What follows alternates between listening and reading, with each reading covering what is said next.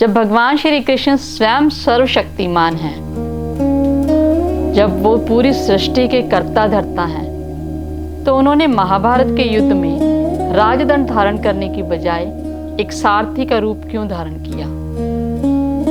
क्यों अर्जुन के घोड़ों की लगाम अपने हाथ में ली? जब बड़े बड़े राजा महाराज सिंहासन के लिए युद्ध कर रहे थे, उस समय भगवान श्री कृष्ण ने ये धूल भरी आसंदी को क्यों स्वीकारा? इस प्रसंग को जानने के लिए हम महाभारत काल की एक कहानी में चलते हैं। ये समय है महाभारत से थोड़ा सा पहले का, जब युद्ध होने वाला था। हस्तिनापुर में पूरा तनाव था। दोनों पक्ष में युद्ध होने वाला है, इस बात की पूरी पुष्टि थी।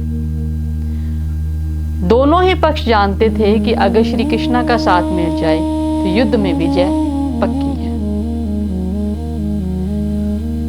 तो कृष्ण जी की सहायता मांगने के लिए दुर्योधन द्वारिका पहुंचे। पहले दुर्योधन पहुंचे, उनके पीछे पीछे अर्जुन चले गए। उस समय श्री कृष्ण विश्राम कर रहे थे, तो दुर्योधन जाकर उनके सिरहाने की तरफ बैठ गए और अर्जुन बड़ी विनम्रता के साथ कृष्ण जी के पैरों में बैठ गए। दुर्योधन ने श्री कृष्ण से मदद मांगी कि युद्ध में आप हमारा साथ दीजिए। तो कृष्णा ने कहा कि युद्ध में एक तरफ मेरी नारायणी सेना होगी और दूसरी तरफ मैं स्वयं, लेकिन मेरे हाथ में कोई अस्त्र शस्त्र नहीं होगा। अब इन दोनों में से चुनने का पहला अधिकार अर्जुन का जाता है। दुर्योधन मुस्कुराए और उनको पता था कि अर्जुन नारायणी सेना चुनेंगे, लेकिन अर्जुन हाथ जोड़कर खड़े हो गए और उन्होंने कहा, हे माधव, आप मेरे साथ चलिए, मुझे आपकी नारायणी सेना नहीं चाहिए। दुर्योधन ने नारायणी सेना पाके ऐसा महसूस किया कि जैसे उसने बहुत बड़ी विजय प्राप्त कर ली हो, क्योंकि सेना बहुत बड़ी संख्या में थी। अर्जुन ने एक विनम्र विनती और की, कृष्णा, आप मेरे सारथी बन जाइए, मुझे मार्गदर्शन दीजिए। तब कृष्णा ने यह भी स्वीकार कर लिया और अर्जुन के सारथी बनकर युद्ध में गए और उन्होंने उनको मार्गदर्शन दिया। युद्ध में पहुंचते ही जैसे ही अर्जुन ने देखा भी मेरे सामने मेरे प्रियजन और गुरुजन हैं, तो उन्होंने गांडीव रख दिया और कृष्णा से कहा कि मैं अपने प्रियजनों पर प्रहार नहीं कर सकता।